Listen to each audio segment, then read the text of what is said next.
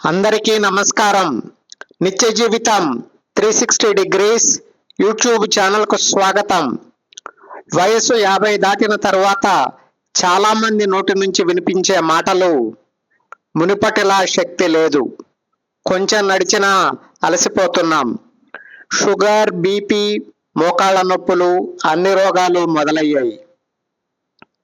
కానీ ఈ వయసులో ఆరోగ్యాన్ని కాపాడేది ఖరీదైన మందులు కాదు, ప్రతిరోజు చేసే సాధారణ నడక. 50+ వయసులో రోజుకు ఎంత దూరం నడవాలి, ఎంతసేపు నడవాలి, పొద్దున్నేనా సాయంత్రమా, ఇలాంటి సందేహాలెన్నో చుట్టుముడతాయి. వాటన్నిటికీ సమాధానాలు ఈ వీడియోలో తెలుసుకుందాం. స్కిప్ చేయకుండా చివరి వరకు చూడండి. నడక ఎందుకు ముఖ్యం? 50 ఏళ్లు దాటిన తర్వాత మన శరీరంలో కొన్ని మార్పులు మొదలవుతాయి.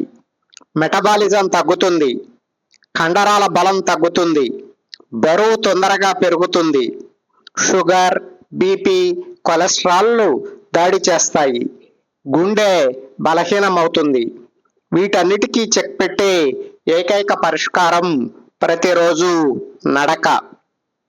ప్రతిరోజు నడవడం వల్ల షుగర్, బీపీ, కొలెస్ట్రాల్లు కంట్రోల్లోకి వస్తాయి, గుండె బలపడుతుంది, బరువు తగ్గుతుంది, మానసిక ఒత్తిడి తగ్గుతుంది, నిద్ర బాగా పడుతుంది, జాయింట్స్ యాక్టివ్ అవుతాయి.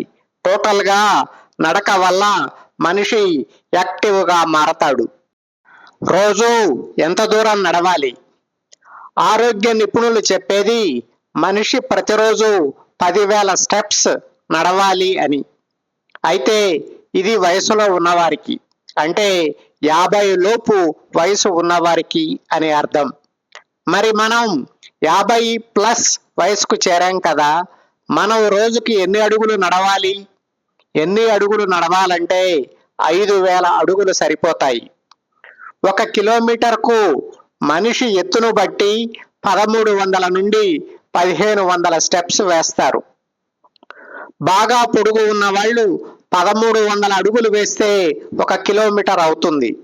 అదే పొట్టి వాళ్ళు 1500 అడుగులు వేస్తే 1 కిలోమీటర్ అవుతుంది.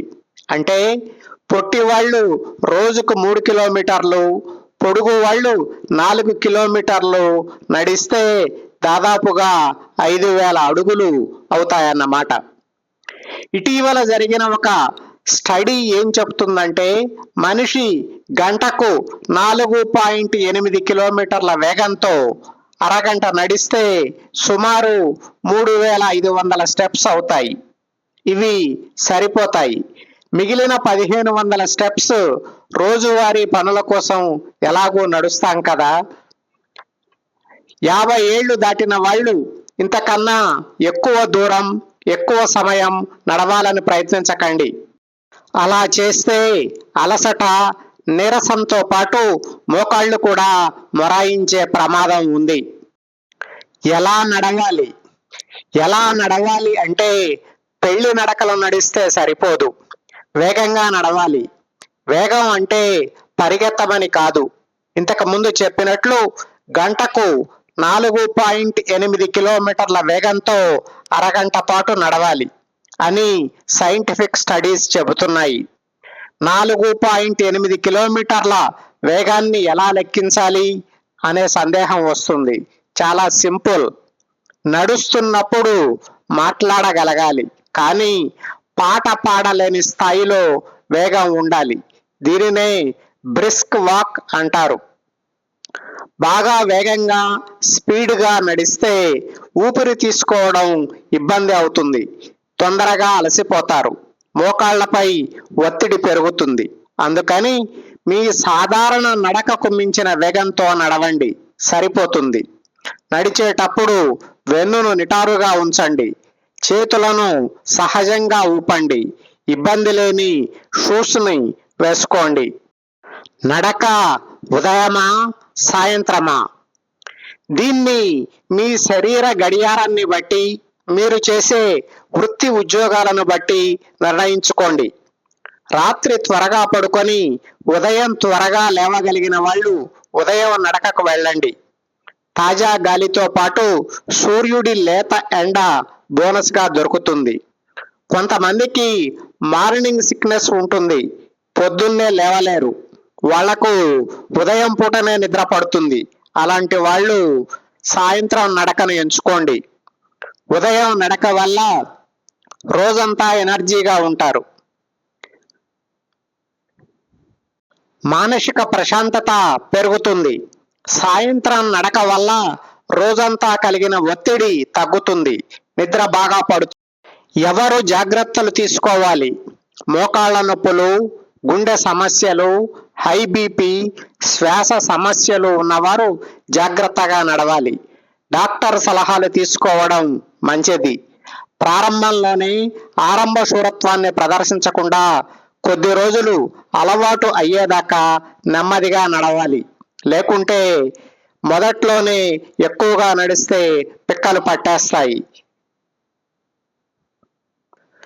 నడకను అలవాటుగా మార్చండి. మొదలు పెట్టిన రోజే ఆవేశంగా నడిస్తే పిక్కలు పట్టుకుపోయి తెల్లవారి అసలే కదలలేరు. ఇంకొందరు 2-3 రోజులు బాగా నడిచి తర్వాత ఒక రోజు రెస్ట్ అంటారు. అది మరుసటి రోజుకే కాదు, పూర్తి రెస్ట్ గా మారుతుంది. అందుకని ఒక ఫిక్స్ టైం పెట్టుకోండి. ఫ్రెండ్స్తో కలిసి నడవండి. వీలైతే మొబైల్లోనూ చేతికున్న స్మార్ట్ వాచ్లోనూ స్టెప్స్ ట్రాక్ చేయండి. గుర్తుంచుకోండి, రోజు 30 నిమిషాల నడక భవిష్యత్తులో చాలా పెద్ద ఆరోగ్య సమస్యలను దూరం పెట్టవచ్చు. ఈ వీడియోను మీ వాకింగ్ గ్రూపుల్లో షేర్ చేయండి, లైక్ చేసి కామెంట్ పెట్టండి. ఇలాంటి సమాచారాత్మక వీడియోల కోసం నిత్య జీవితం 360 డిగ్రీస్ యూట్యూబ్ ఛానల్ను సబ్స్క్రైబ్ చేయండి. మీ క్షేమాన్ని నిరంతరం కాంక్షిస్తూ నమస్తే.